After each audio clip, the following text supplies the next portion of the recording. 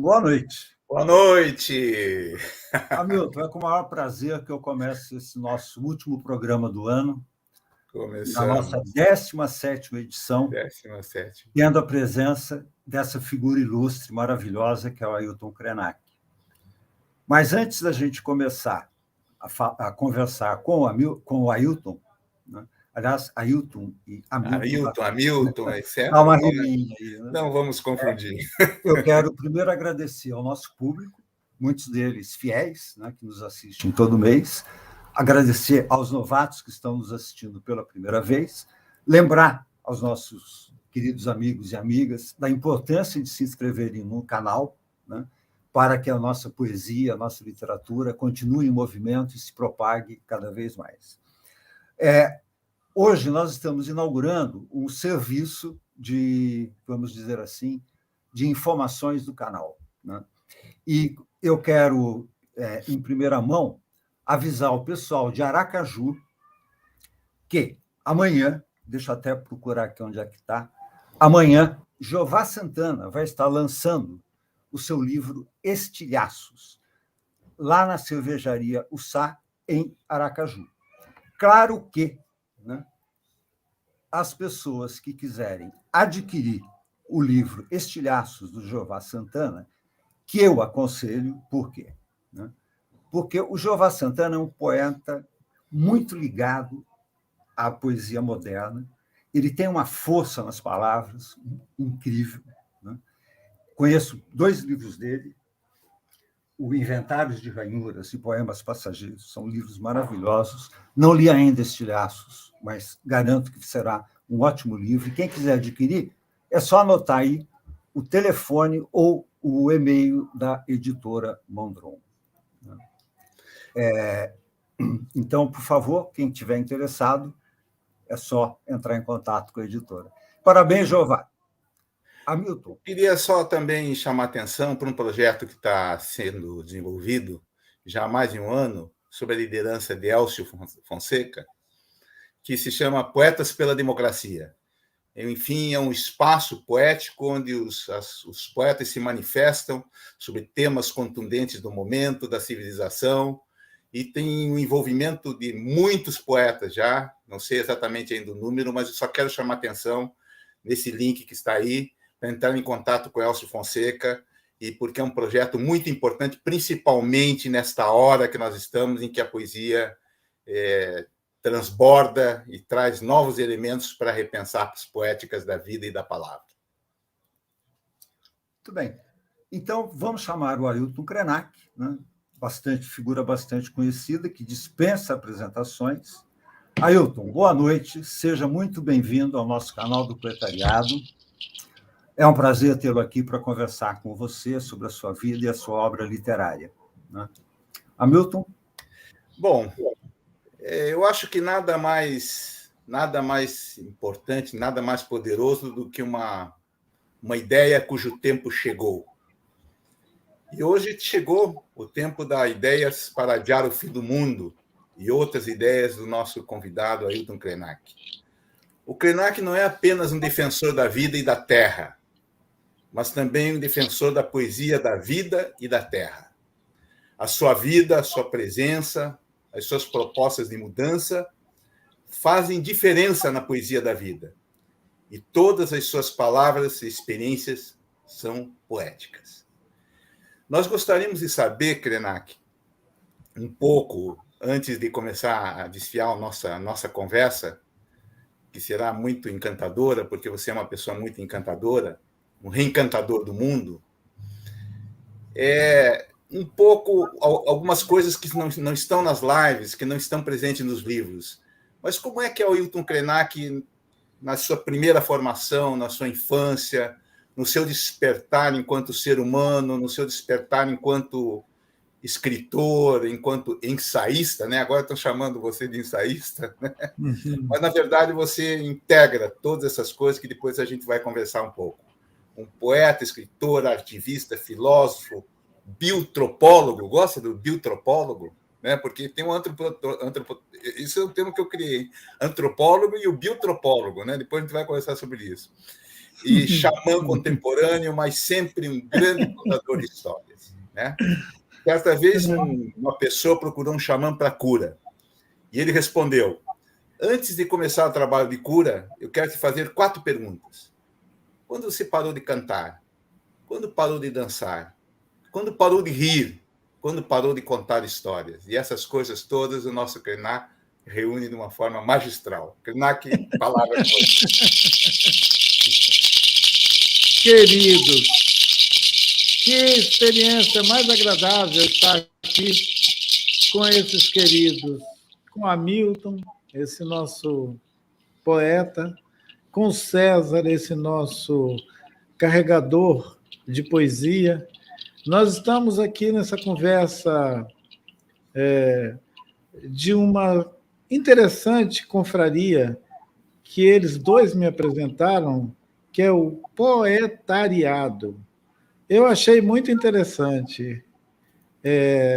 Antigamente, as pessoas tinham vasilhas, principalmente no interior do Brasil, no sertão, tinham vasilhas na cozinha e as mulheres gostavam de arear as suas panelas, as suas vasilhas, e pendurar na parede como se fossem adornos.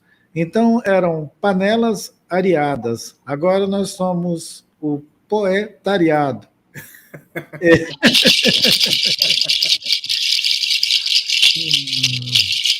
O poetariado, ele precisa ter brilho, então ele tem que passar areia, esfregar areia para poder ficar areado.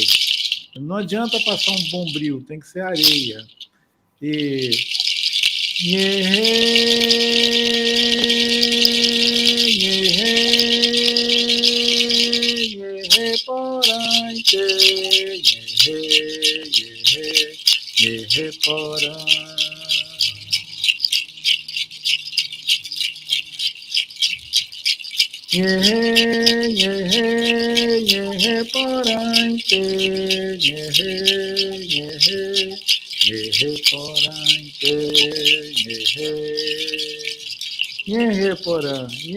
Porã, as boas palavras, a fala boa, Porã.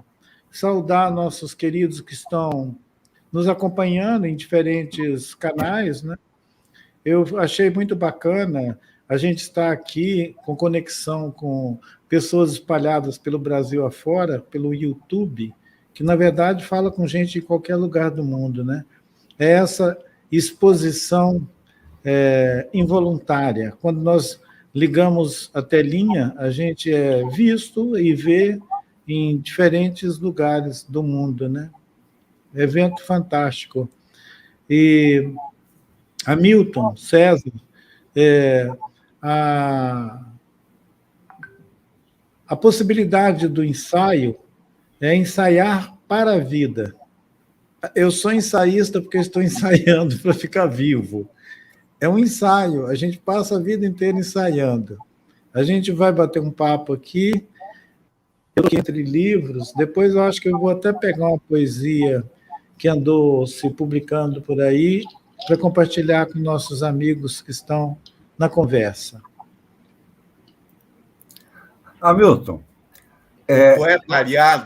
Um poetariado feito vasilhame gentil, em palafitas humildes, mas limpas, como toda casa pobre no Brasil.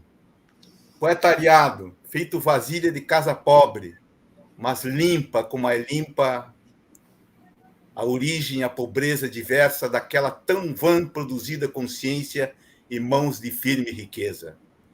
Só os muitos pobres, diz nosso Mojica, o Pepe, que anda de Volks, precisam de tudo se arrogam dono, tornam tudo de todos e precisam ainda de tudo. Mundo, vasto mundo, mais vasto ainda o meu coração vagabundo. Aí o Krenak, você pensou que eu não ia sacar esse poema de algum lugar, né? Mas eu saquei. Você me pegou. Me pegou de surpresa. Me pegou de surpresa. Ailton, nós temos uma grande curiosidade em saber sobre a sua formação enquanto escritor. Nos seus relatos autobiográficos, nós ficamos sabendo que você viveu desde a infância até os 19 anos, ou sendo expulso das terras, ou fugindo, enfim, sempre pressionado de alguma forma, né? E aí a nossa curiosidade aumenta muito, né? Como é que se deu a sua formação literária? O que motivou você? Como é que você chegou a desenvolver esse amor intenso pela palavra que a gente percebe na sua literatura? E na sua fala, claro. Querido César, talvez seja a oralidade que me constitui. Eu desde cedo escutava muita fala, ouvia as falas, e esse nherê porã, essa boa palavra, ela sempre me atraiu como vida, como um alimento necessário para estar vivo. Ouvir as falas, ouvir os outros falando, principalmente os mais velhos falando, sempre me atraía muito. E eu me lembro que, criança, às vezes minhas tias dizia para minha mãe, esse menino, ele gosta muito de conversar, ele entra na conversa dos adultos, fala com ele para não fazer isso, que é muito feio. E eu despistava, daí a pouco eu estava entrando na conversa dos adultos.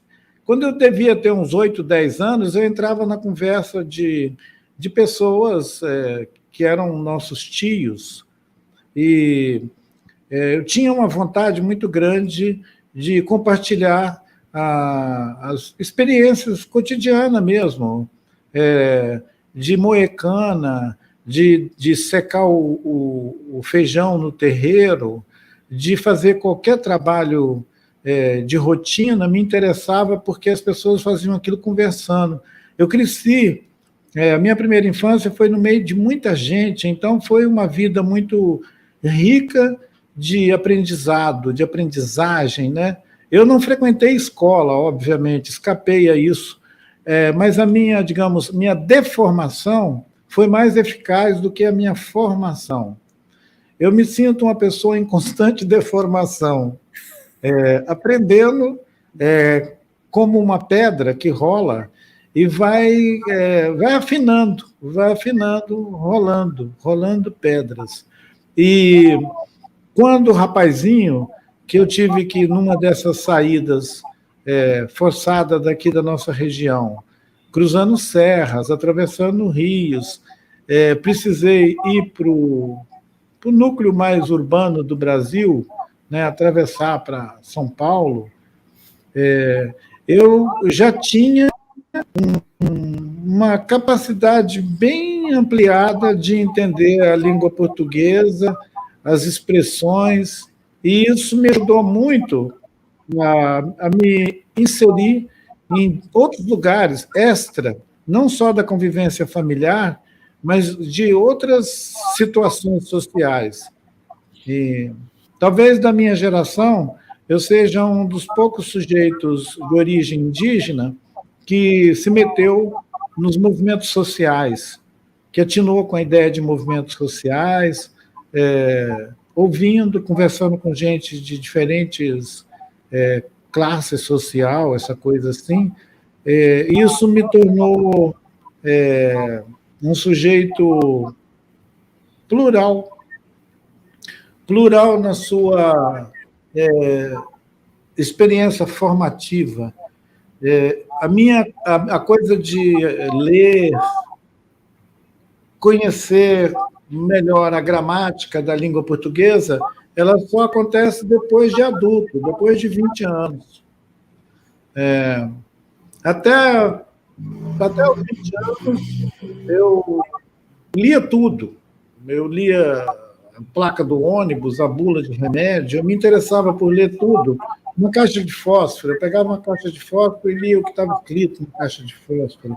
Quer dizer, eu tinha fome de ler.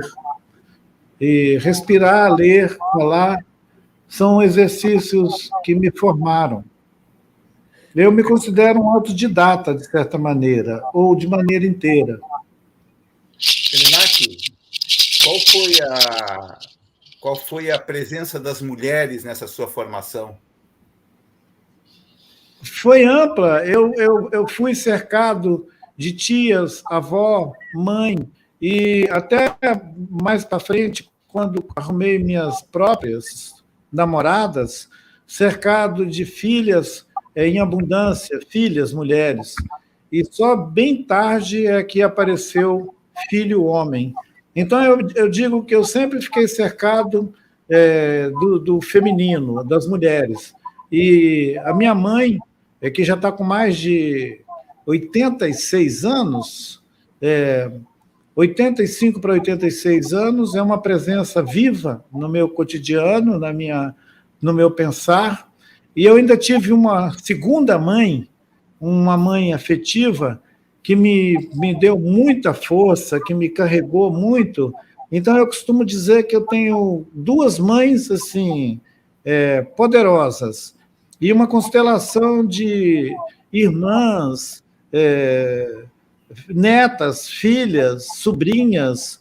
E interessante, Hamilton e César, se eu fosse contar das minhas relações assim que a gente chama que são amigos, eu acho que eu tenho mais amigas. Eu tenho uma gratidão imensa por ser cercado de seres femininos. Eu vivo num mundo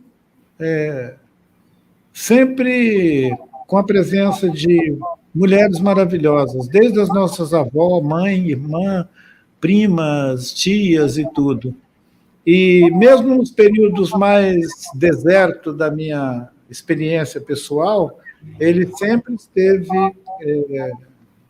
vivo, essa presença das mulheres, sejam aquelas que me guardam, protegem, abrigam, seja aquelas que me atraem para ser minhas amigas.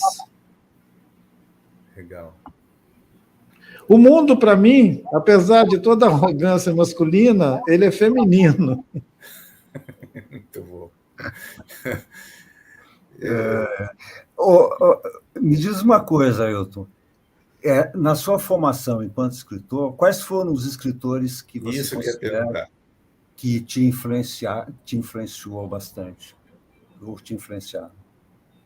Então, César, quando alguém me faz uma pergunta dessa tão fina, eu fico embaralhado, porque eu teria que citar autores, digamos assim, os grandes escritores nossos, né, da literatura brasileira, a par com os escritores latino-americanos, porque, como eu disse, que só depois dos 20 anos é que eu fui me chegar mesmo nisso que a gente chama de literatura, eu li ao mesmo tempo, sem discriminação, os autores mexicano, peruano, equatoriano, Jorge Casa, por exemplo, um grande escritor, um grande romancista, né?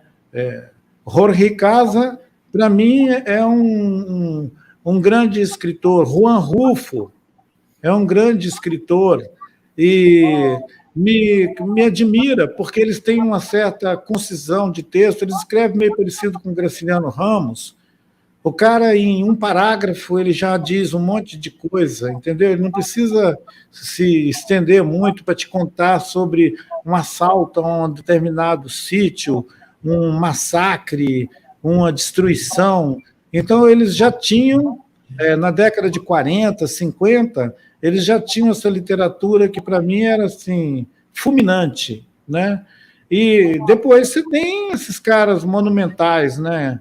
Você tem Guimarães Rosa, que é um luxo alguém ficar dizendo que se formou lendo Guimarães Rosa. Pode parecer até querer se exibir, mas as pequenas histórias, né? As pequenas histórias foi uma dos conjuntos de histórias que eu li de Guimarães Rosa, além de ter me esforçado para ler Sagarana e tudo, eu gosto demais dos contos do Guimarães, das pequenas histórias, né? E eu gosto de tudo quanto é literatura, rapaz. É claro que eu tive que ler 100 Anos de Solidão, porque senão eu ia ficar para trás da minha geração quando eles contassem um pouco da história de Macondo e de toda aquela esbórnia que o Gabriel Garcia Marques pega para contar a história da América Latina, porque parece que ele está contando a história de um povoado, mas ele está contando essa história miserável da América Latina, que é patriarcal, colonialista. Na América Latina, aquela que o Caetano Veloso diz que é católica, América católica. Né? Agora que nós estamos entrando pelo cano com fundamentalismo evangélico, tem gente que está até com saudade da América católica, porque tem uma América fundamentalista aí que cruz credo. Ave Maria, cruz credo. Krenak, mas como que era, por exemplo, essas leituras de caráter universal, universalista, etc., que você tinha, e com a tua formação indígena? Como que você se apropriava disso? Como que você... Havia uma tensão? Como é que era? É claro que sim. Eu, na verdade, estava espionando o mundo branco. Eu estava fazendo uma espécie de contra-antropologia. Eu estava fazendo uma antropologia reversa. Já que tinha muitos antropólogos, gente genial, como Darcy Ribeiro, por exemplo, que é claro que eu li Maíra, eu li Utopia Selvagem, eu li também, quando ele escreveu o roteiro de Uirá, Um Índio em Busca de Deus. Eu li as coisas do Darcy, assim como eu li de outros antropólogos, grandes antropólogos brasileiros.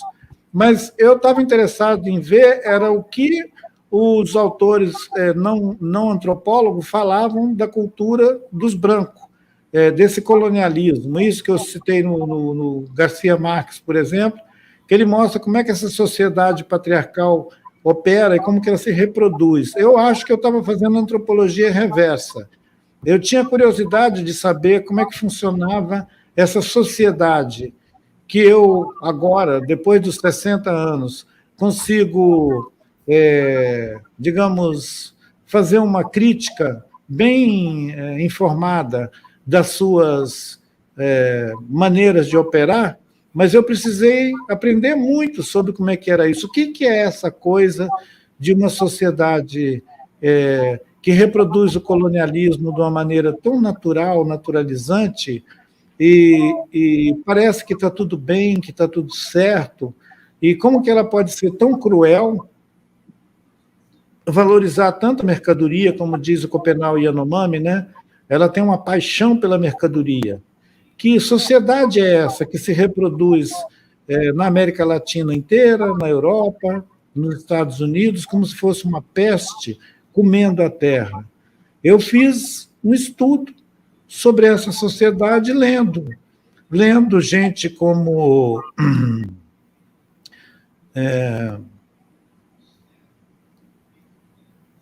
Drummond, por exemplo. O Drummond é outra parada. O Drummond ele se apresenta no meu horizonte como uma ilha de reconhecimento, de possibilidade de identificação com a maneira que ele se põe diante do mundo, de uma maneira estranha. O Drummond estranha o mundo, né? Ele, antes de fazer antes de mostrar o mundo para alguém, ele mostra como ele estranha o mundo. Eu acho que o Drummond estranhou a vida inteira esse mundo que eu chamei de antropologia reversa, que eu fui conhecer esse mundo do patriarcado colonialista, essa coisa que tem a paixão pela mercadoria, que mata todo mundo por um punhado de moedas. Quando o Drummond aparece para mim, o Drummond aparece como uma outra revelação, que me guia. É por isso que eu falo que o Drummond é meu escudo invisível. ele é meu escudo invisível, diferente de todos os outros escritores, né, digamos, de outros autores, porque ele me abre outras observações sobre a humanidade, Você diz, sobre o homem e suas viagens. Hã? Você diz, inclusive, que quando tudo está entrando em parafuso, você tem alguém para chamar, e esse alguém é o Drummond. Exatamente. É por isso que ele se distingue do tipo de contato que eu tenho com a literatura, digamos, no geral, com a conversa com Drummond, ela se dá como se fosse num terreiro de macumba, uma coisa assim. E é interessante, Krenak, porque você, em todos os seus livros, em todas as suas atuações, o Drummond sempre retorna. Você reparou isso? Sempre retorna em alguma frase, em algum poema, como aquele do O Homem e as Suas Viagens, as viagens que ele publicou foi no Enigmas... Impurezas do Branco, em 73. O Homem e as Viagens, né? Que é interessante que você fala, você pega esse discurso dele e vai falando, por exemplo, essa ideia da colonização, como você pegou agora, né? Quer dizer, não nos basta colonizar o país, colonizar o mundo, mas depois colonizar a Lua, colonizar Vênus, e o Drummond vai desfiando isso aí e ele chega a uma conclusão. Quer dizer, que a grande viagem é a dangerosíssima viagem de si para si, né? Essa a viagem do conviver. O que você acha disso? Que está presente na sua obra, né? Meus amigos mais próximos é que me revelaram que eu tinha essa vocação para sacar o Drummond em situação de perigo. Me disseram isso. Falaram, nossa, você conhece a obra do Drummond? Me perguntavam. Eu dizia, como assim conhecer a obra do Drummond? Eu li o Drummond, talvez desde a década de 80, eu li o Drummond nos manifestos dele. Ele tem um poema dele longo, escrito sobre a tragédia Yanomami, que eu li porque a Cláudia Andujar, essa querida amiga nossa, Cláudia Andujar, que acompanhou os Yanomami a vida dela toda e agora tem um amplo reconhecimento da obra dela, mostrando essa tentativa de genocídio Yanomami praticado pelo Estado brasileiro. Os Yanomami agora mesmo estão sofrendo uma invasão garimpeira imoral, e o Estado brasileiro está ignorando solenemente essa invasão, além de abandonar os Yanomami à sanha dos seus algozes, tripudia a memória Yanomami com o próprio presidente da República falando coisas totalmente incabíveis sobre o povo indígena, sobre a floresta, tacando fogo na floresta. E lá pelo final dos anos 70, o Drummond fez um longo poema cantando o povo Yanomami, a beleza dessa gente dentro da floresta e a violência que o Brasil estava praticando contra esse povo de dentro da floresta.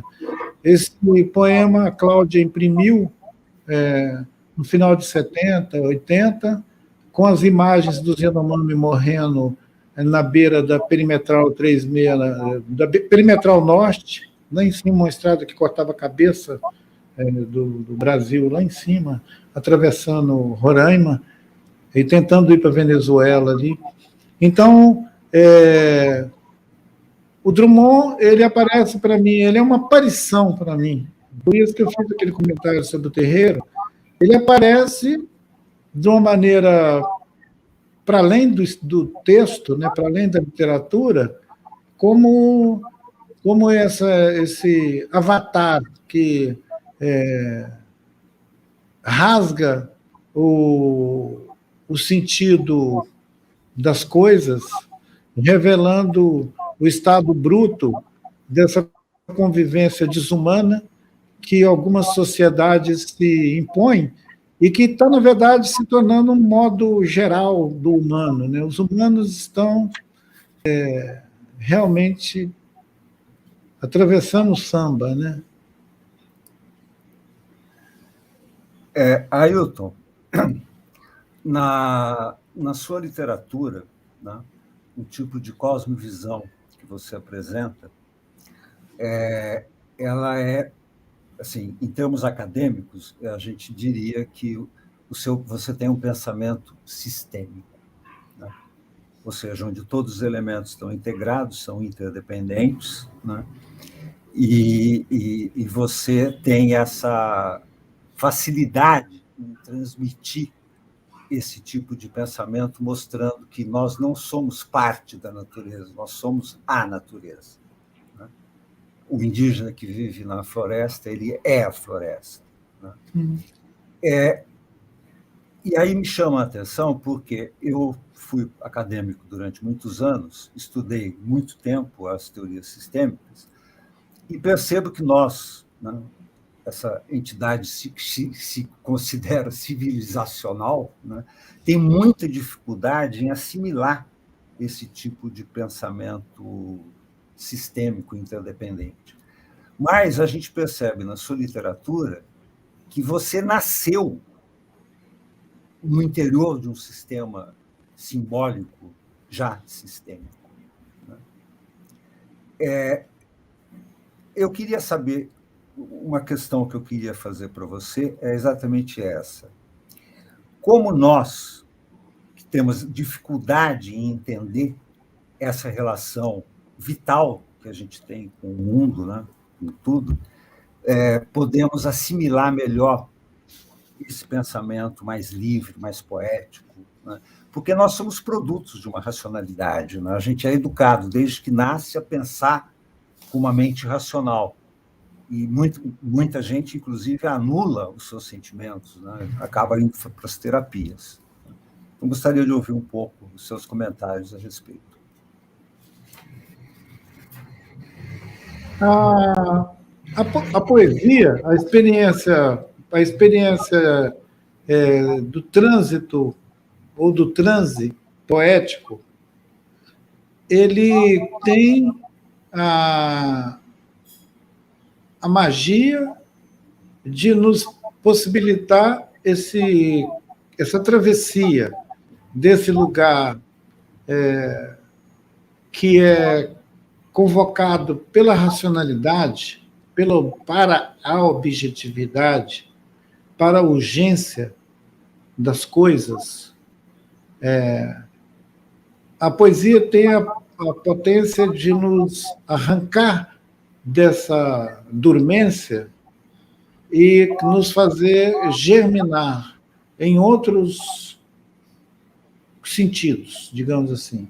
Como se uma semente tivesse que sofrer um ataque para ela poder germinar. E a poesia tem essa capacidade, né, Hamilton? E você pode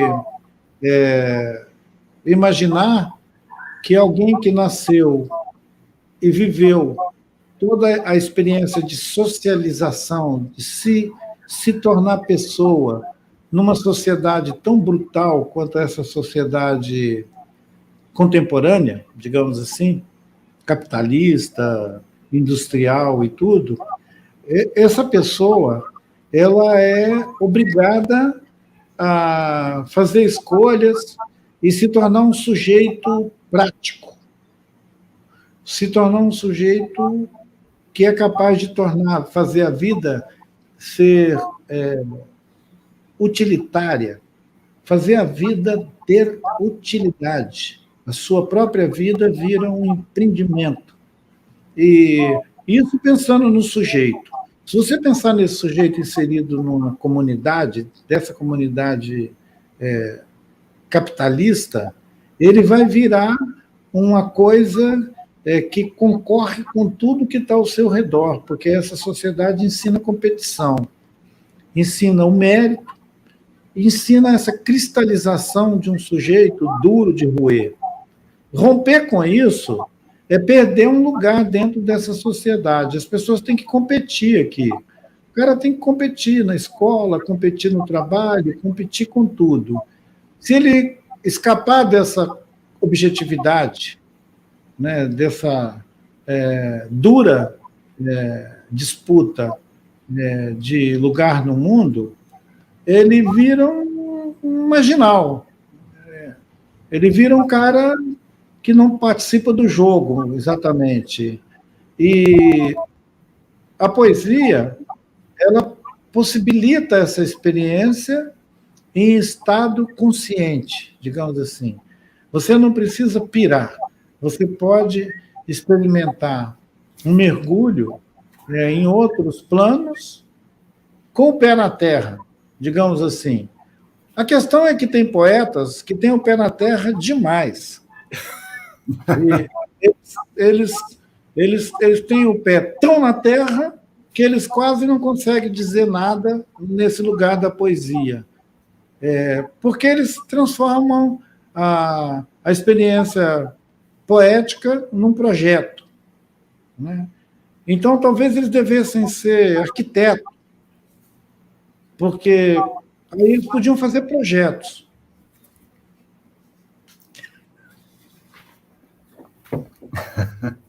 Tem um texto seu... Hamilton, só um minutinho. Antes de passar a palavra para você, Hamilton, tem uma pergunta aqui que está dentro do assunto que o Ailton estava falando, que eu queria colocar na tela, Ailton, para você responder. É do Marcelo Bretas. Ailton, em seus livros, você acaba revelando alguns paraquedas coloridos. Drummond, Caetano, Gil, Sebastião Salgado, Chico Mendes. Quem seriam hoje os paraquedas coloridos? São muitos, Marcelo. São muitos, inclusive, invisíveis. Agora a gente podia acrescentar a esse dispositivo dos paraquedas coloridos uma qualidade especial, que é o de serem invisíveis. Porque quando eu cito Caetano, Drummond, o querido Chico Mendes, que foi meu companheiro de jornada mesmo, com comunidades ribeirinhas, seringueiros e outras comunidades da floresta, eu cito gente que projeta para um eventual auditório, audiência, esses esteios, né, essas estruturas assim, de pensamento, de gente que é admirada, de gente que é reconhecida. Mas quantas paraquedas coloridos me socorrem e que são invisíveis?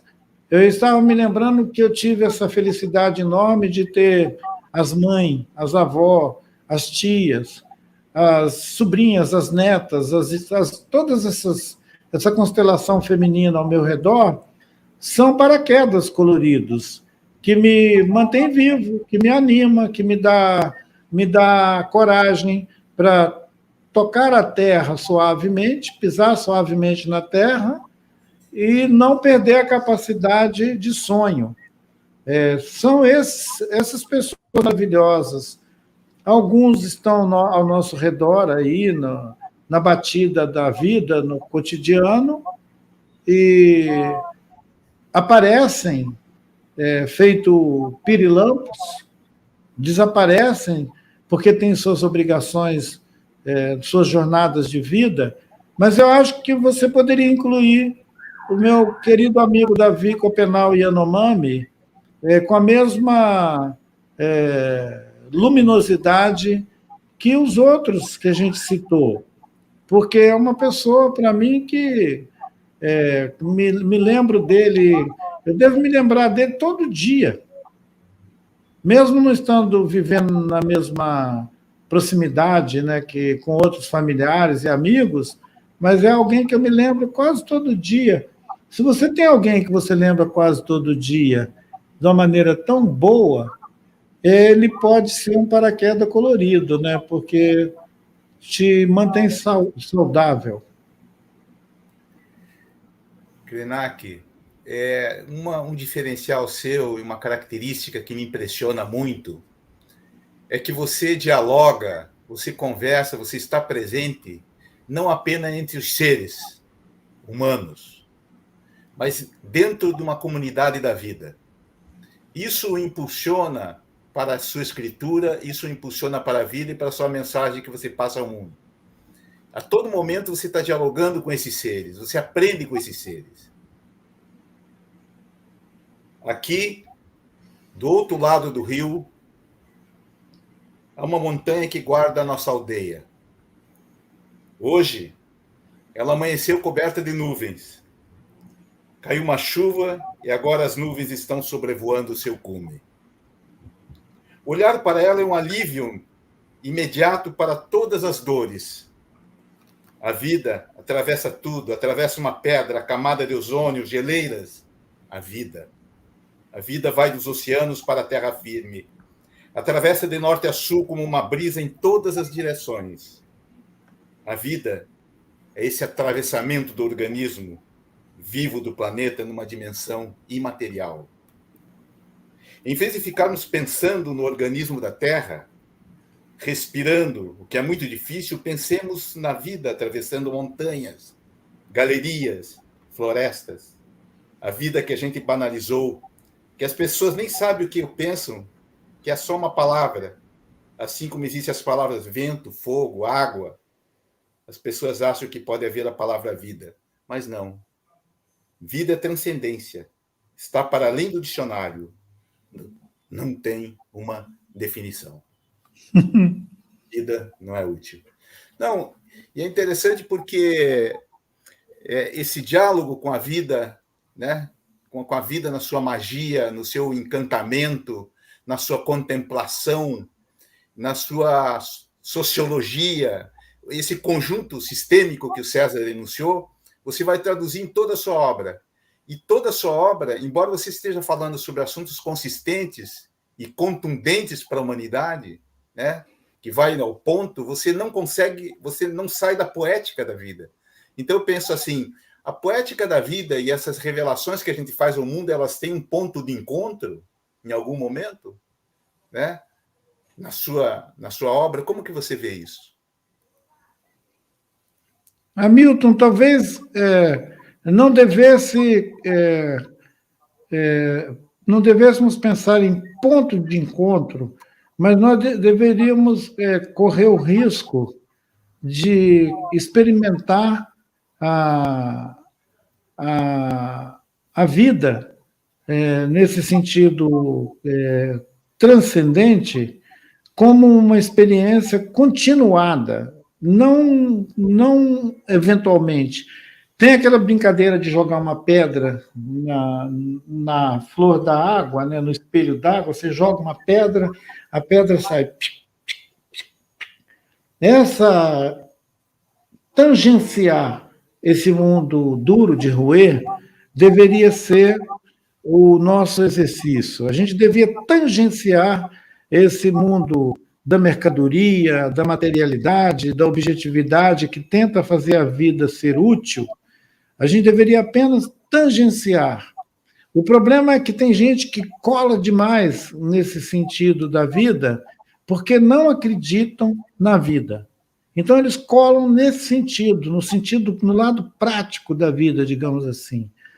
Alguém pode dizer, mas quem é que compra o pão? Quem é que vai pagar a luz? Você já ouviu, todo mundo ouve isso. Parece que todo mundo que viveu à margem, em algum sentido, escutou essa acusação ou essa pergunta, tá, mas quem é que vai pagar a conta da luz ou quem é que vai levar comida para casa?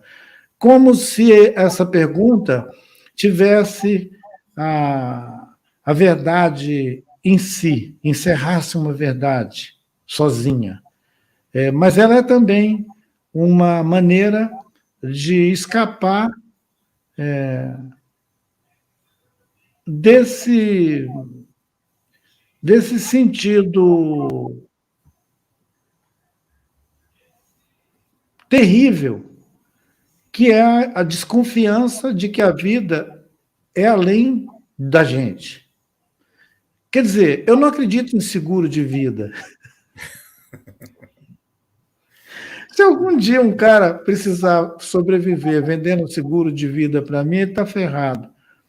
Então, assim, uma vez, né, contando o caso, uma vez eu peguei um táxi em São Paulo e o moço que estava conduzindo o táxi estava apavorado e ele estava me falando que estava preocupado de pagar a previdência, qualquer coisa assim, porque ele queria garantir que ele fosse aposentado. E ele me perguntou: o senhor paga? Eu falei: claro que não. Ele arregalou o olho e disse: como não? Como é que o senhor vai se aposentar? Eu disse para ele: me aposentar? Eu não quero me aposentar. Aí ele disse: não, mas você vai viver como? Eu falei: vivendo. Eu nunca quis me aposentar, nunca pensei em me aposentar, nunca paguei nenhuma taxa para me aposentar, porque eu acho uma miséria você estar vivo agora, pagando alguma coisa para você viver depois. Você não acha, não? O cara ficou estatelado com esse questionamento, porque ele é um dos bilhões de pessoas que foram ensinados que a gente está vivendo aqui esse momento como um investimento. A vida é útil, a vida é útil.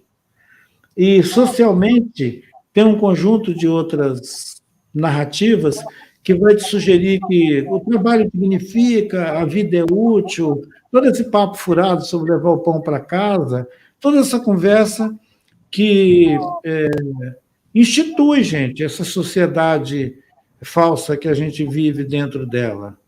A gente vive dentro de uma imensa arquitetura mentirosa, encostando uma nas outras como pedra e dando sustentação para esse mundo abismal que a gente vive, onde 1 bilhão de pessoas passa fome, morre na beira do caminho sem ninguém parar para ver. Mas fica com essa conversa fiada de que nós somos uma humanidade, estruturada em cima de uma mentira monumental sobre solidariedade, sobre cooperação, inclusive acerca de democracia. Todo esse debate acomodador dos conflitos e da nossa possibilidade de invenção de outros mundos, nos encaixando nesse mundo. Por mais que ele seja precário, está todo mundo agarrado nele. Ninguém quer largar. Ailton, é impressionante porque a sua fala me remete diretamente a uma questão que eu acho muito importante, né? Que é a questão do reencantamento da vida, né? Um tema que eu e a Milton prezamos muito e que também a gente procura sempre estar reencantando a vida, né? E você vai além, né? Tem uma passagem do seu livro Ideias para Adiar o Fim do Mundo, se você me permite, eu vou ler porque é curtinha, né? Quando eu sugeri que falaria do sonho e da terra, eu queria comunicar a vocês um lugar, uma prática que é percebida em diferentes culturas, em diferentes povos, de reconhecer essa instituição do sonho, não como experiência cotidiana de dormir e sonhar, mas como exercício disciplinado de buscar no sonho as orientações para as nossas escolhas do dia a dia. Esse pequeno trecho, que eu acho assim, fantástico, né? Ele nos dá uma pista muito grande sobre a questão dos sonhos. Só que na nossa sociedade, a gente trata o sonho, né, de uma forma assim, psicanalítica, né? Se eu tenho pesadelo, eu vou no analista, estou com problemas, né?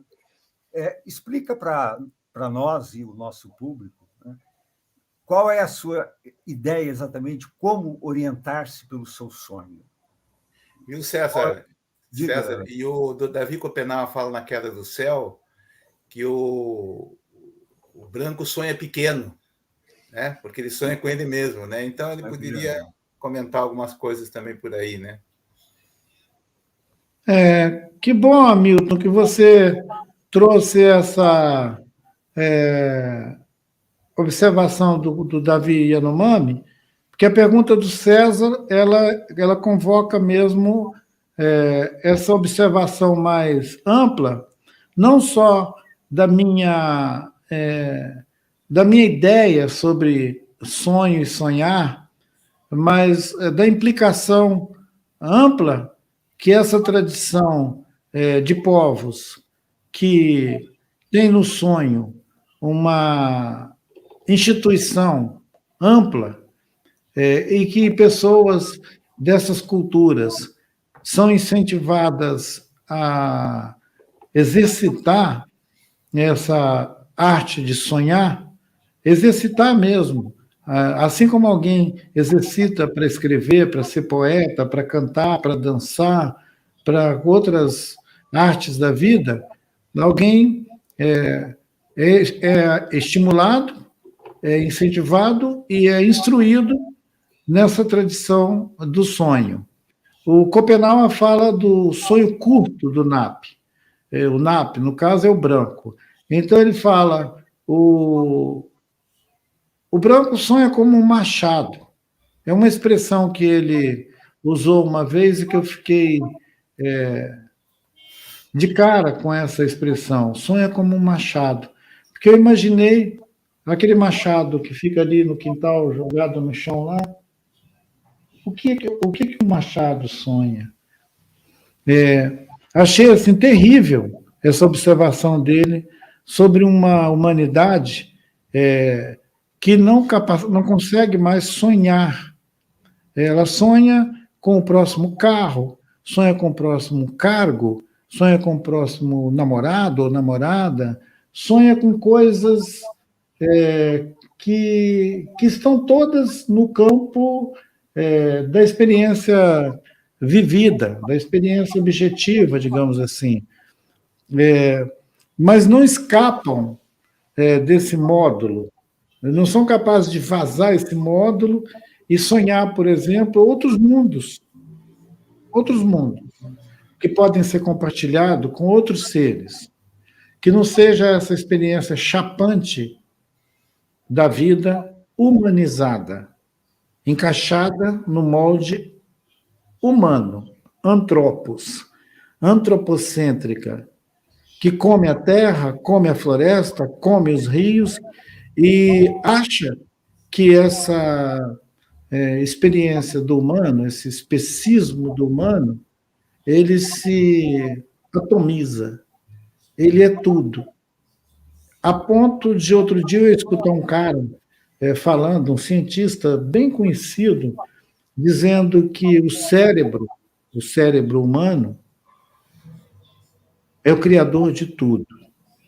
Eu fiquei escutando, eu me dei o tempo de escutar a introdução da fala do sujeito, e eu fiquei pensando, caramba, mas isso aí é o humano em estado de metástase. Deu metástase. Esse humano deu metástase, não vai mais sair desse lugar. Eu chamo de especismo do humano. O especismo do humano, ele impede que esse sujeito escape do casulo e se mova para além da experiência do humano, sonhando com as pedras, conversando com a montanha, ouvindo o rio. Ora, muitos poetas falam de ouvir o rio, falam. Alguns falam de ouvir as estrelas, mas eu estou dizendo de alguma experiência que implode o casulo do humano e que seja capaz de experimentar outras, me perdoe a expressão, outras cosmovisões, outras ontologias, digamos. Tem aquela frase que atribuem ao Lao Tse, que dizem que a frase era: A inteligência do homem silencia a sabedoria das formigas.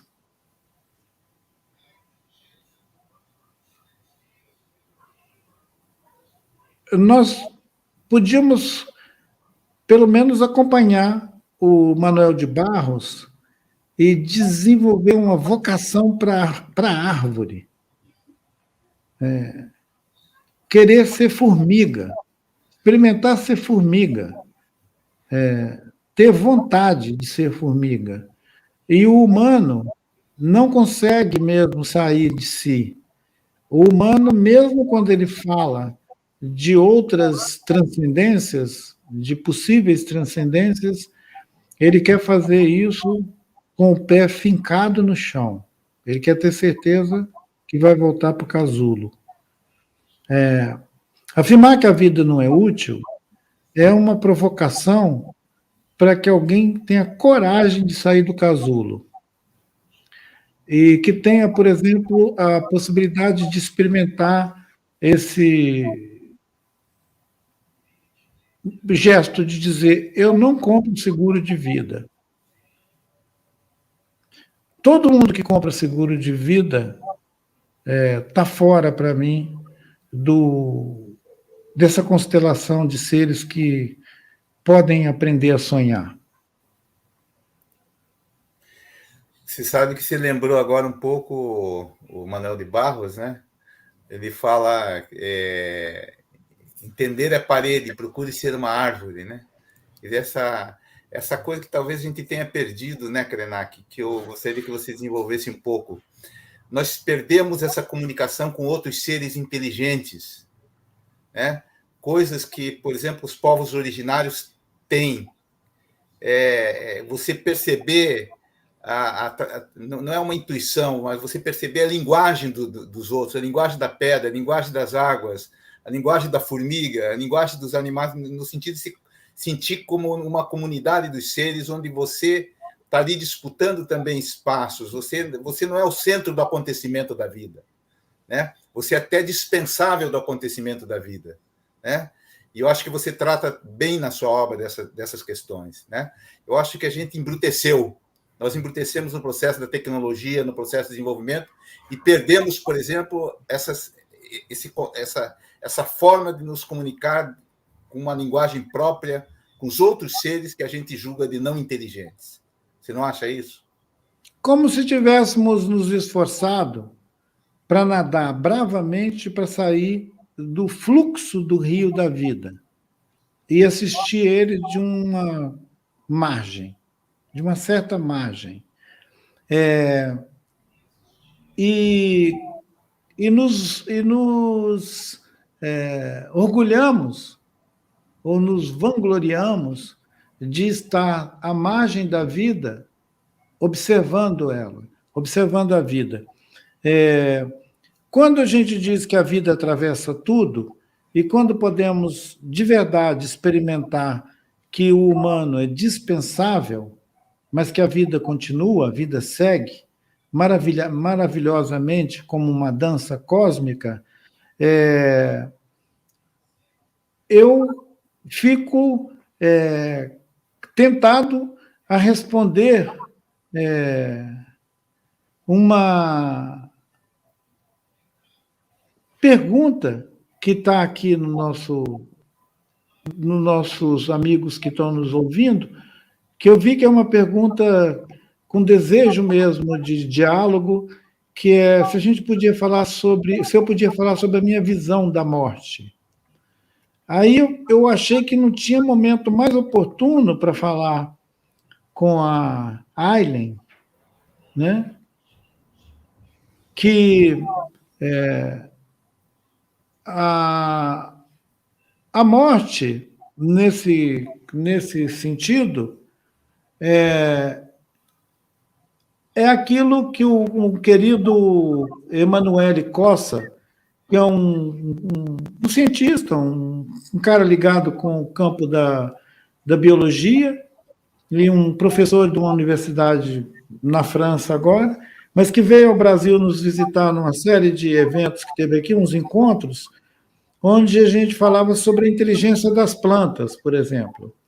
e de outros seres não humanos. E ele trouxe um trabalho dele que está publicado aqui no Brasil, está em português, com o título de Metamorfose.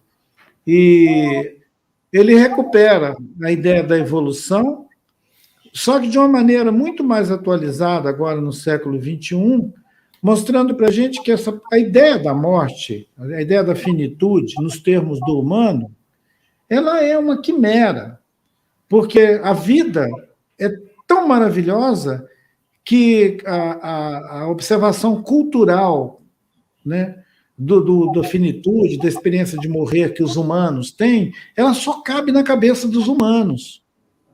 Os outros seres todos vivem metamorfose, eles se transformam. Uma lagarta vira borboleta, uma lagarta não fica parando, pensando, eu vou morrer para virar borboleta. Ela vira borboleta, depois ela vira outras coisas.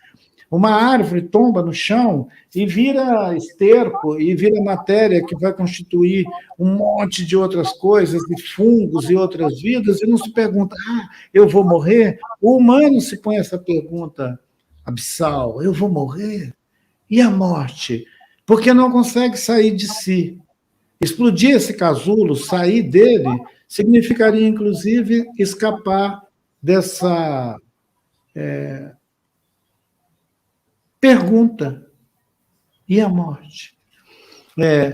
Tem aquela coisa, né, grandona, assim, né, o Shakespeare, e aí o Hamlet, e o cara com um crânio segurando na mão e dizendo, e a morte, né? E ser ou não ser? Gente, esse dilema, ele é um dilema tão pequeno, ele é o dilema eurocêntrico por excelência.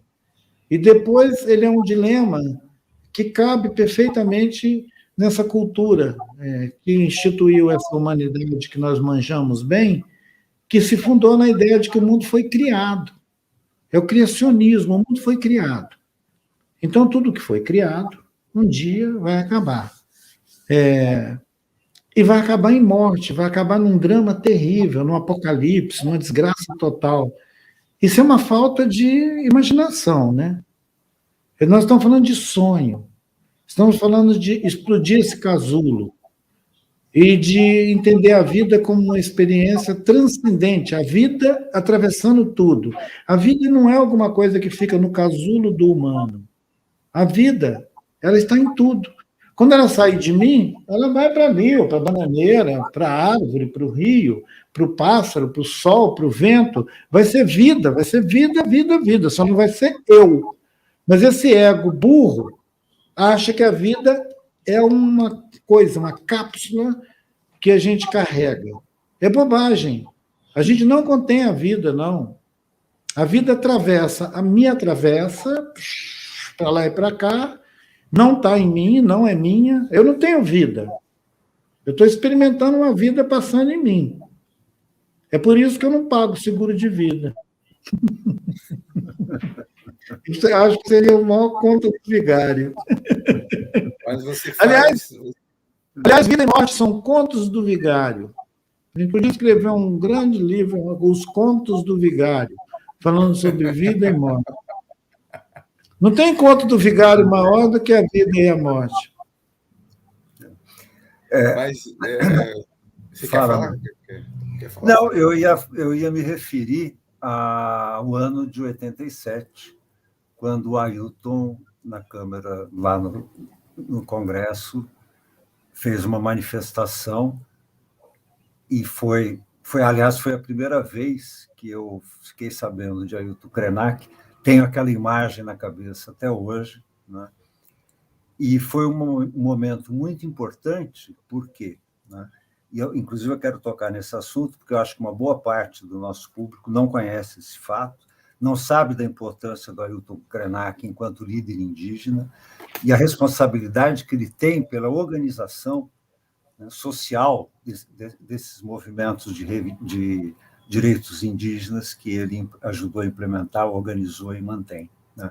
Eu até, se vocês me permitem, Ailton, eu quero colocar aqui, eu não tive condições de de editar o vídeo, porque eu gostaria muito de...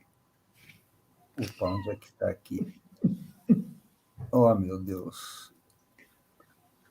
Eu não estou achando a foto. Que pena. Vou ficar devendo a foto, né? Mas é aquela foto, é aquele momento em que você...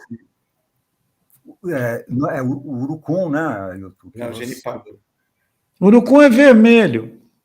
O genipapo é preto. É preto, então foi genipapo, exatamente. E isso foi se transformou numa data importante, uma espécie de marco inaugural, né, da consolidação da luta pelo direito dos povos indígenas, né? E eu gostaria muito, Hamilton, que você contasse um pouco dessa história e como é que está essa situação, inclusive pós-pandemia, ou pós-pandemia é o desejo meu, tá? Desculpa. Né? Durante a pandemia, né? Como é que está essa movimentação das sociedades indígenas para defesa dos seus direitos? Tal? Queria só agregar uma coisa, César, né? Claro. Já respondeu todo, porque a presença do Krenak foi muito importante nesse novo lugar da vida brasileira, das comunidades dos povos originários. E que aí, quer dizer, inclusive, abre-se um campo imenso até para manifestações literárias, né? Quer dizer, outras manifestações de luta, manifestações literárias, etc. Então, o Krenak também é responsável por lançar o germe, entendeu? Também da literatura, né? E aí você tem autores como o Kanat Pataxó, os poemas do Daniel Munduruku e A Queda do Céu, do Bruce Albert e do Davi Copenau, que vai se transformar, quer dizer, numa literatura de referência, né? Uma literatura de referência a Eliane Potiguara, Cacá Verais, quer dizer, conjunto de literaturas que vão ser referências não apenas para as comunidades indígenas, mas as comunidades indígenas, os povos originários saindo do seu casulo, né, vamos chamar assim, e se expandindo pelo conjunto da sociedade, ganhando um protagonismo enorme, porque antes quem falava de indígenas eram missionários, eram militares, eram folcloristas, eram sertanistas, etc. E a partir desse momento, então, né, ligando àquela questão que você levantou, ele passa a ser o protagonista, sujeito da vida, né? Da vida brasileira. Só complementando. Então, Hamilton e César, é muito interessante citar o tempo em que esse sujeito, digamos, que ficou na história da nossa colonização, os nativos dessa terra, eles ficaram congelados, digamos assim, numa narrativa do outro, né? Essa narrativa do outro é que nos congelou num tempo. E um evento político imprevisto ocorreu na saída da última ditadura civil-militar que a gente teve aqui no Brasil, quando a sociedade deu uma chacoalhada e essa gente que estava congelada na narrativa e que eram referência do outro, do indigenista, do sertanista, do antropólogo, do missionário, desde os jesuítas que aportaram aqui com as canoas portuguesas, implodiu esse casulo e saiu por aí falando, causando estranhamento, criando um ruído na comunicação, dizendo que tinha voz. Tipo, tenho voz. Aquele gesto de pintar o rosto de preto no Congresso, dentro do Congresso, quando discutiam a Constituinte do Brasil, em 87, ele é uma oportunidade também para a gente lembrar agora o que está acontecendo no Chile, nesse momento no Chile. O Chile está passando por um despertar tão importante aqui vizinho nosso, aqui na América do Sul, que eu espero que quebre a dormência daqui do lado de cá também, nesse Brasil, para que a gente chacoalhe mais uma vez a semelhança do que fizemos lá na década de 80 e atravessamos essas estruturas coloniais que estão aí impregnando a nossa vida e olhando o que o Chile está fazendo. É uma mulher do povo Mapuche, no Chile, que está liderando nesse processo de retomada dos direitos civis naquele país, coordenando o debate de uma Constituição plurinacional.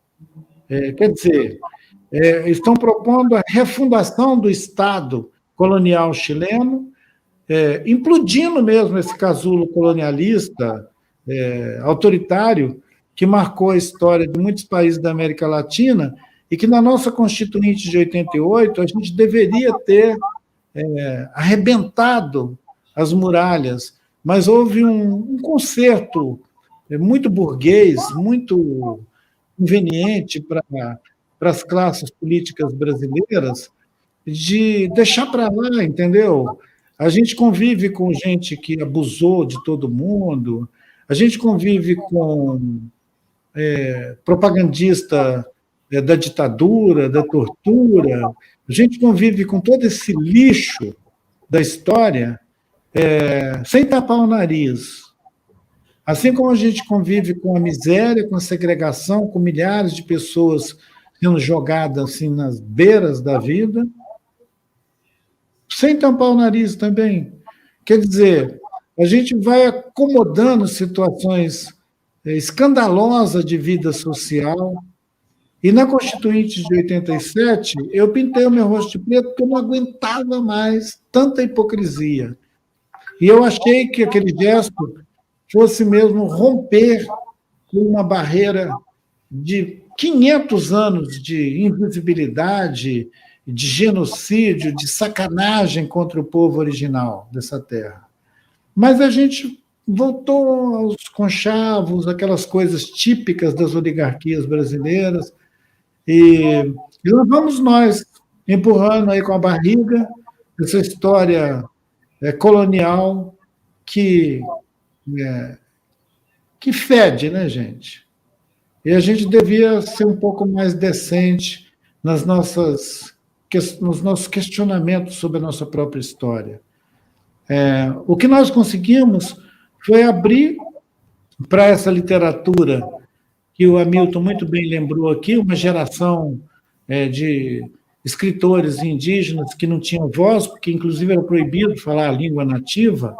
A Constituinte de 87, ela finalmente escreveu na nossa Constituição que um Guarani pode falar Guarani, um Chavante pode falar Chavante, eventualmente publicar e escrever na sua língua.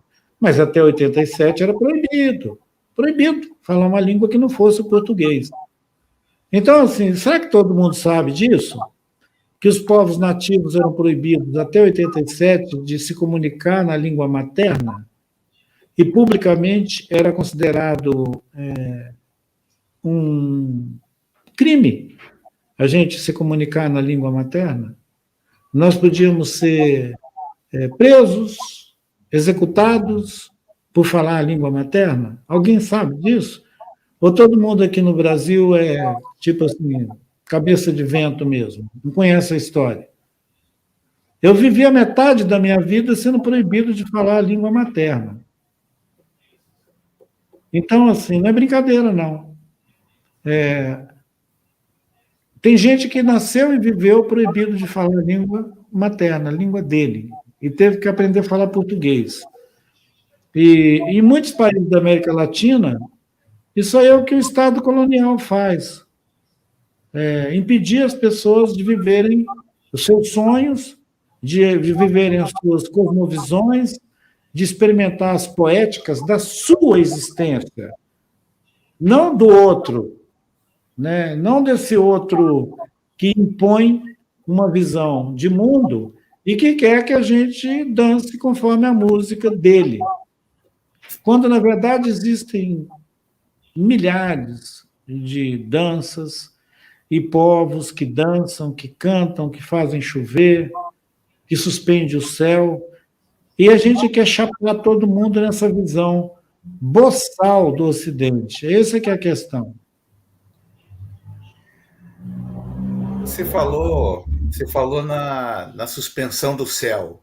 Eu acho que a suspensão do céu é um tema recorrente na sua obra, né? Quer dizer, a necessidade de suspender do céu que tem um sentido mágico, né? Que está presente em várias tradições. E então, para suspender o céu e potenciar a vida e dar outros elementos para a vida, dar potência à vida, e não só a nossa vida, mas a vida de toda a comunidade dos seres, é necessário suspender o céu. E para suspender o céu, é necessário cantar e dançar e contar histórias e vibrar e ter gratidão e conviver. E toda essa poética da vida, ela é restaurada, né? E ela dá potência e continuidade a um fim do mundo, vamos chamar assim, como você também chama. Seria isso? Sim, ela dá potência a muitos fins de mundo, porque como é a experiência radical da vida, de estar vivo, estar radicalmente vivo é, é a fruição, é a vida. Experimentar a vida é alguma coisa tão radical que ela não tem medo dessa besteira da finitude, não tem medo dessa coisa dos arranjos necessários para poder andar aparentemente vivo por aí, mas que na verdade são zumbi, né? Tem muita gente zumbizando por aí, já dizia Raul Seixas, né? Tem muita gente zumbizando por aí. E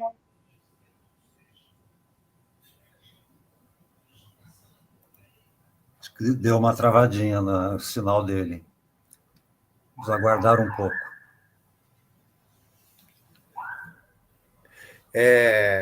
Enquanto chega, vamos conversando um pouquinho?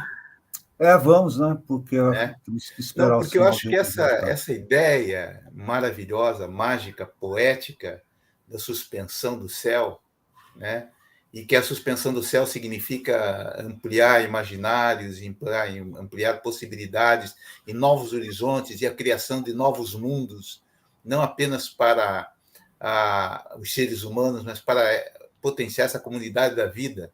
Então, nas várias tradições, os povos originários cantam e dançam e contam histórias, etc.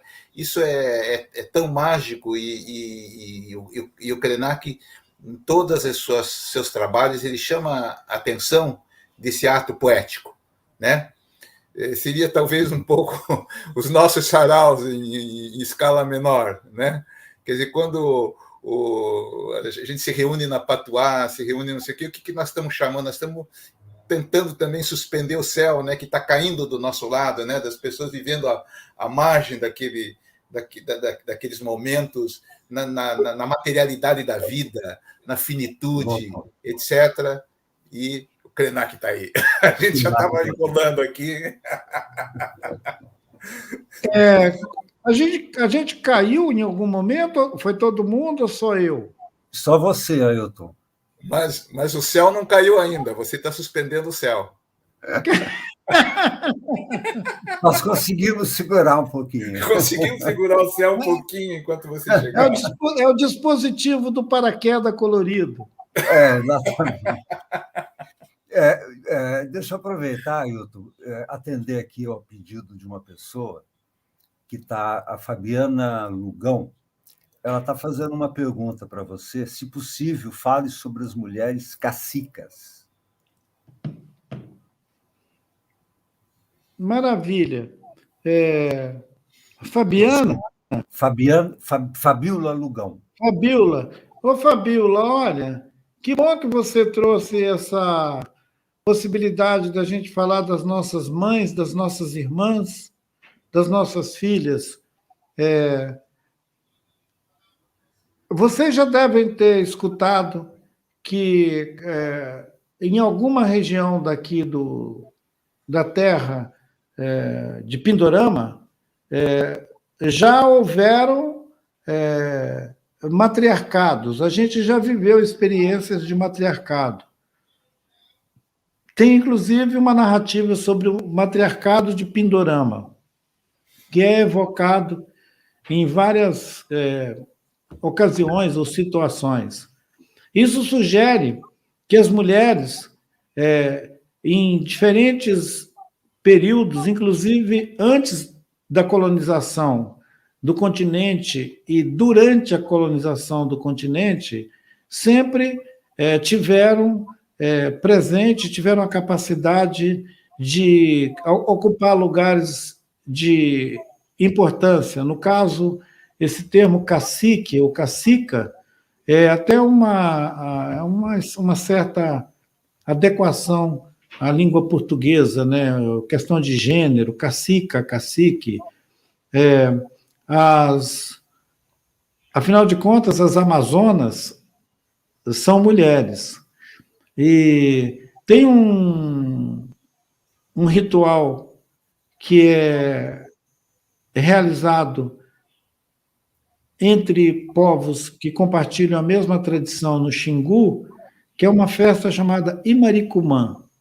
O Imaricumã, ele evoca o poder das mulheres, o governo das mulheres. Na contemporaneidade, no tempo que vivemos agora, com essa disputa política, com essa violência política que o Estado move contra os povos nativos, mulheres de várias etnias têm assumido, em muitos casos, em decorrência da perda dos seus companheiros e dos seus filhos, assumido a chefia do seu povo. E elas são chamadas de cacica, ou cacique. O que elas estão fazendo, na verdade, é assumir o lugar de comando diante de uma situação extravagante em que o seu povo está sofrendo uma guerra. Então, elas estão assumindo o lugar de chefia em combate. E as mulheres são capazes, sempre foram, de fazer esse comando. E não é novidade que as mulheres estejam crescentemente assumindo o papel de liderança nos nossos povos e assumindo esse lugar de frente, que é identificado como cacique. Ele pode ser percebido desde o Rio Grande do Sul, entre os Caingangue, os Guarani, até lá em Roraima, com o povo Apixana, Taurepang, entre os Yanomami e outros povos no território vasto do que é o Brasil, também nos países vizinhos, onde nossos povos transitam entre fronteiras, como o povo Ticuna, na Colômbia e Brasil, e como outros povos que estão aí nas beiradas do Brasil. O povo Guarani, por exemplo, que está no Brasil, na Bolívia, no Paraguai, na Argentina. E são povos onde as mulheres assumem responsabilidade de chefia, com nomes, inclusive, variados. O termo que foi usado aqui foi cacica, né? Mas é isso aí, Fabíola. Tem muitas mulheres. Aqui mesmo, nessa aldeia Krenak, durante talvez os últimos 40 anos, foi uma mulher que organizou a vida social de resistência desse povo aqui, e a dona Laurita Krenak. Ela nunca se chamou cacica, não, mas ela sempre foi chefe. Krenak, eu conheço uma cacique, a cacique Juliana, numa pequena comunidade da Ilha da Cutinga, de Paranaguá, da Tecoá, Taquatã, né? E ela, tenho conversado com ela, etc., e é muito interessante, cacique Juliana, né? Numa pequena comunidade Guarani. Né? Maravilha. Em muitas Tecoá Guarani, você vai encontrar, inclusive, jovens, mulheres que estão na função de chefia, que são cacique, e vão encontrar senhoras também já em idade avançada, nesse mesmo lugar importante. Elas têm uma autoridade reconhecida pelo seu povo e exercem isso de uma maneira muito sábia, que às vezes articula o conhecimento social, político, com o conhecimento também da tradição, conduzem os trabalhos, as cerimônias na UPA, na casa de religião, conduzem os rituais, são parteiras, são curandeiras, são pessoas de ampla visão. A dona Laurita foi uma pessoa emblemática no povo de vocês, e eu vi uma certa vez você me contando que ela sofreu muito com a queda, com a abertura da barragem lá, com a invasão e inclusive pode ser até que tenha falecido em função disso. Você poderia contar essa história um pouco? Ela experimentou o mesmo que outras mulheres da geração dela, mais velhas, e homens já anciãos, experimentaram, que foi uma espécie de abismo diante da tragédia de assistir um rio ser assolado pela mineração da maneira que o Atu, o nosso rio, foi, né? As pessoas mais velhas daqui dessa aldeia, muitos adoeceram mesmo com a tragédia do Rio Doce e a lama de Mariana devastando o corpo do rio.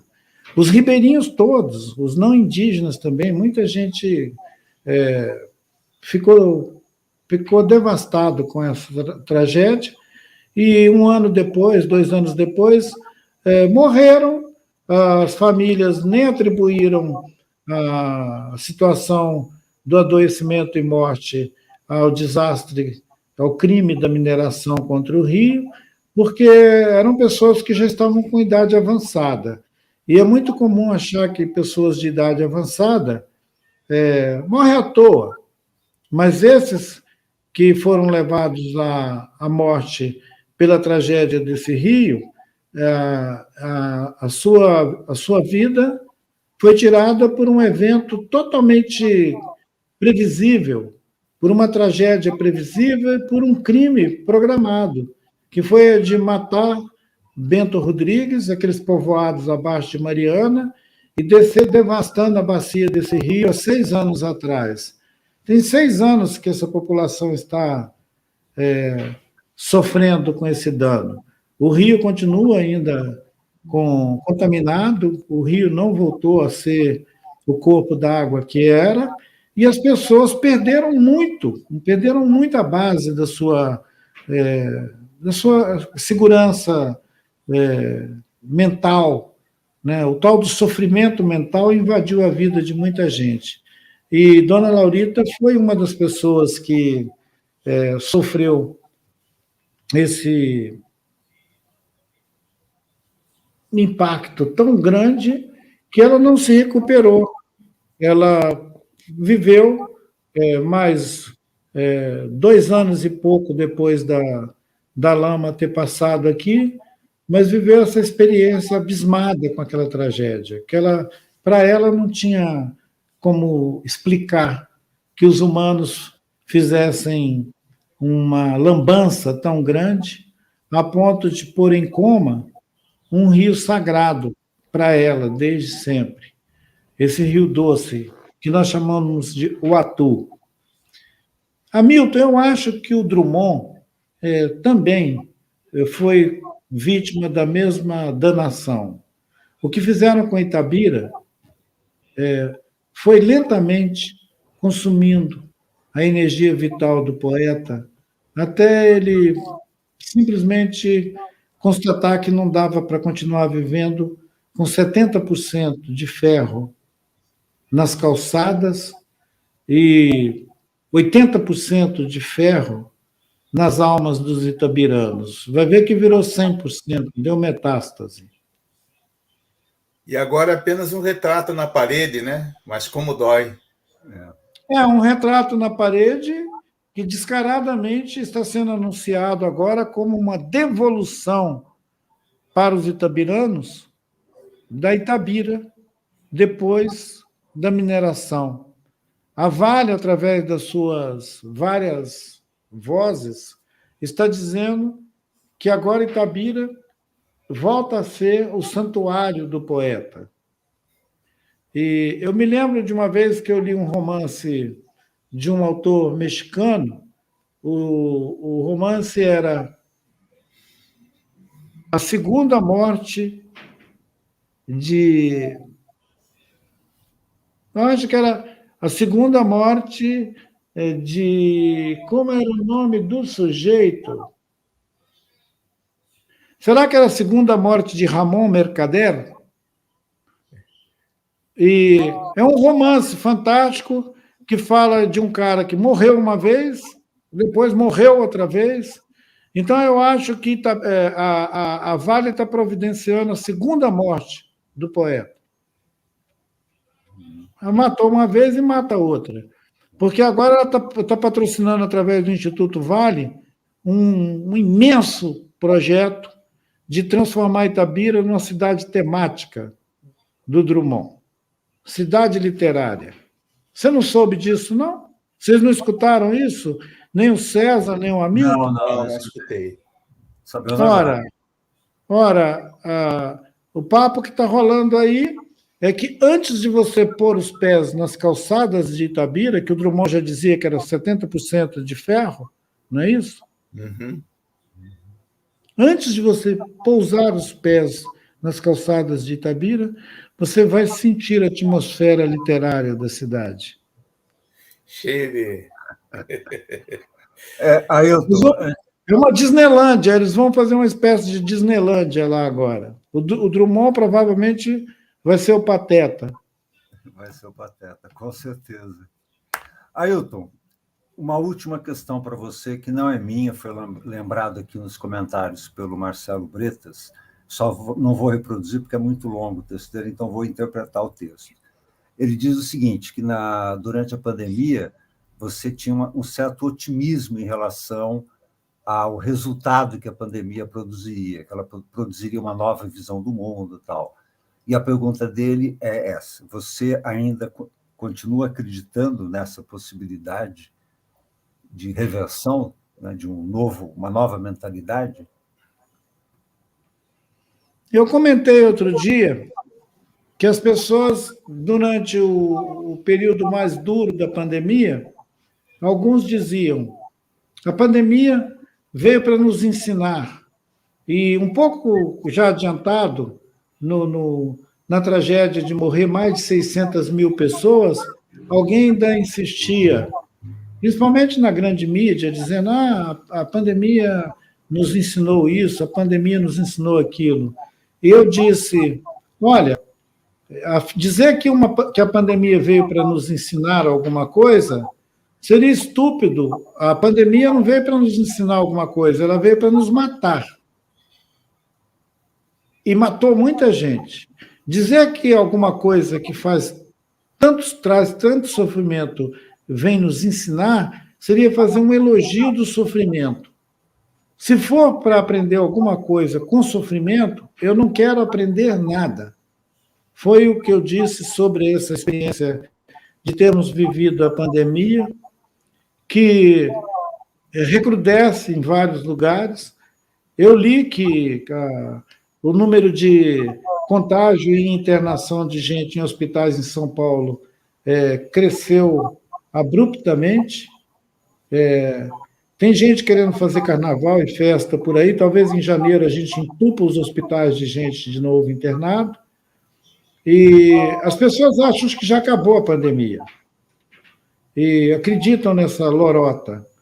Acontece que, de uma hora para outra, a gente pode ter muita gente ainda tendo a vida ceifada por essa besteira de acharem que a pandemia acabou. Nós não aprendemos nada, a gente não aprendeu nada com a pandemia e eu desconfio muito dessa conversa toda de que a gente já está experimentando um novo normal, né? Krenak, você fala que vocês, Krenak, depois do rompimento da barragem, vocês aceitaram ficar no mesmo lugar, ficar no lugar do flagelo, ficar dentro do desastre para atravessar o deserto. Você pode explicar um pouco isso para nós? Bem, quando nós passamos pela experiência imediata do rio virar uma lama doente, podre, contaminada, que podia realmente, se um cachorro enfiasse o focinho na água, ele necrosava, o cachorro adoecia, e eu dizia que o rio virou um carpete podre. Quando nós ficamos diante daquele deserto, muita gente dizia: por que não levam por que não levam esse povo? Dá uma outra terra para ele, tira ele daí, põe ele para viver num outro lugar onde tem rio, tem água. E perguntavam para nós: por que vocês não aceitaram ser transferidos para um outro lugar onde vocês teriam o rio, a água? Então, nós dizíamos: nós não vamos abandonar o corpo desse rio que nós dissemos para vocês que ele é o nosso avô. Ele está em coma e nós vamos acompanhar o estado de sofrimento dele aqui, conversando com ele, sonhando com ele, cantando para esse rio, para ele sarar. Se o seu avô tivesse em coma, você ia abandonar ele e ir embora? Ou você ficaria acompanhando ele para que ele se recuperasse? Quando dizem que o nosso rio morreu, estão descartando o corpo dele. Nós não vamos descartar o corpo dele. Se você estiver diante de um deserto, você vai fazer o quê? Fugir? Eu dizia: se você está diante de um deserto, o atravesse. E atravessar o deserto é estar aqui, ao largo dessa tragédia, vigiando o corpo do rio. Entendendo que ele é o rio, não só quando ele dá água, peixe e comida para a gente, mas quando ele está em coma também. Isso é atravessar o deserto. Nossa, que coisa espetacular. Eu acho que você chega assim na moral da nossa história, né? Quer dizer, o Vatu realmente abandonar o Vatu é uma covardia, né? Quer dizer, por isso que vocês aceitaram suspender o céu junto com ele, né? E suspender o céu para ele. Isso é uma maravilha. Quando você fala uma coisa dessas, eu acho que você é um espírito que anda. Bom, entendendo que a vida é uma dança cósmica e que o corpo é uma circunstância, nós podemos ser espírito que anda. O Copenau Yanomami, esse meu querido amigo, ele disse que o corpo da gente é só um envelope. Eu achei uma expressão tão surpreendente para mim, porque ele não tem muita interação com essas coisas como uma folha, um papel ou um envelope. Mas ele usou uma expressão de que o nosso corpo é só um envelope para reduzir ao mínimo de relevância o corpo. Ele está interessado no espírito que atravessa o corpo, na mensagem que atravessa o envelope, e não no envelope. É maravilhoso. Fantástico. Ailton, essa maravilha. Prazer enorme estar aqui conversando com você. Tenho certeza que o público adorou. Só temos ali a agradecer essa maravilha de aula que tivemos hoje sobre a literatura, sua visão de mundo fantástica. Muitíssimo obrigado. Deixa eu só falar uma coisa. Gratidão a vocês e todo mundo. Falar uma coisa, tem uma surpresa para o final do programa, que é um poema inédito. Gratidão a todo mundo que acompanhou até aqui, Hamilton. Agradecer a todo mundo que acompanhou a conversa até aqui, muito bacana. Maravilhosa. E depois você faz a sua mensagem final também, mas eu queria, durante o processo de construção do programa, né, César, que não foi fácil, né? Não foi nada fácil. Ele nos mandava coisas e a gente respondia com coisas, poema para cá, poema para lá, e aí a gente sacou essa pérola aqui. e quando em mim cessar a palavra, serei humus, berço para sementes, onde posso ser raízes e brotos, metamorfose e vida em outros seres. Esse é o Ailton Krenak. Esse é o Ailton Krenak. Esse é o nosso querido espírito que anda. E aí? Gratidão, que lindo. Você conseguiu fazer uma pescaria. E eu sou vegano, hein? Eu sou vegano, não faço pescaria, não, hein? Mas você pescou no corpo invisível desse rio algumas das fagulhas mais expressivas dessa jornada, que foi nos imaginar a palavra humus, imaginar esses trânsitos possíveis entre estar enfrentando a rotina do dia a dia, mas atravessando tudo isso agarrado no sentido da poesia. Poesia sua, maravilhoso. Gratidão a todo mundo que ficou acompanhando, a citação desses poemas, desses quase poemas. Obrigado de você ter trazido eles. Eu solto esses poemas como quem emite assovios. Eles se perdem no tempo, eles voam no espaço como sementes voadoras. E eu sequer guardo anotações deles. Mas então, que bom que você fez isso.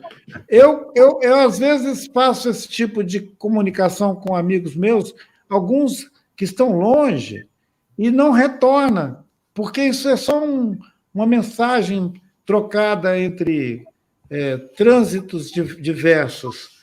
Diferente desse que ficou fixado nesse livrinho aqui, ó. No Voo da Árpia. Uma antologia poética organizada por Doroteia Nunberg e Olívio Jecupé, esse nosso querido escritor, poeta guarani, lá da aldeia do Crucutu, pai do Kunumi MC, aquele jovem artista, cantor animadíssimo. Ele e a amiga dele, a Doroteia, organizaram isso aqui, que foi publicado na Áustria, em Viena. E tem ele está escrito em português e também em austríaco, alemão. Alemão. Eu leio em português. As cidades do mundo. A cidade, um caminho. Um rio são lugares de exercício de se deslocar. O rio, uma cidade.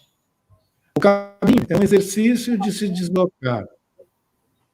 O caminho, um rio dentro da cidade, é um exercício de se deslocar. A cidade, um rio, um caminho. Só assim a poesia das cidades do mundo. O homem e a cidade desaparecem. Ele olha e vê outra cidade. Essa agora é feita de vidro. Legal. Muito bom. Muito bom. Bom, quero agradecer mais uma vez, Ailton, a sua presença, aceitar o nosso convite, agradecer ao público bastante fiel que nos acompanhou até aqui, e lembrar que em janeiro eu e Hamilton vamos tirar umas férias. No canal do Proletariado não é fácil. Sem aposentadoria. Sem aposentadoria. Afinal de contas, a gente pratica essa coisa de que o canal do Proletariado não é útil. Eu pediria para o Krenak encerrar com um canto. Ah, Encerrar seria com canto, fantástico, Floriano. Ailton, por favor.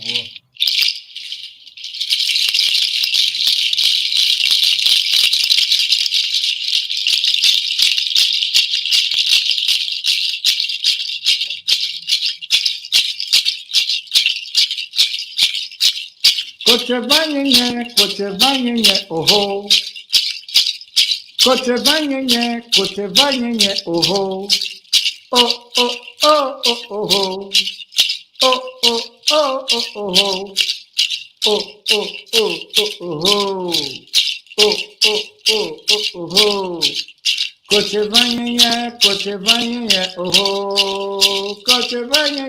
Cochevanhenhe, oh. Oh, oh, oh, oh, oh. Oh, oh, oh, oh, oh. Oh, oh, oh, oh, oh. Eba, maravilha. Maravilha. Depois tem desse mais o que momento de falar. encerramento, eu fico até envergonhado de colocar a nossa vinheta de encerramento. Vamos usar o seu canto como vinheta. Gente, muito obrigado pela presença de vocês. Hamilton, uma boa noite. Ailton, um grande abraço. Espero conhecê-lo pessoalmente algum dia. Vocês são os queridos. Tchau.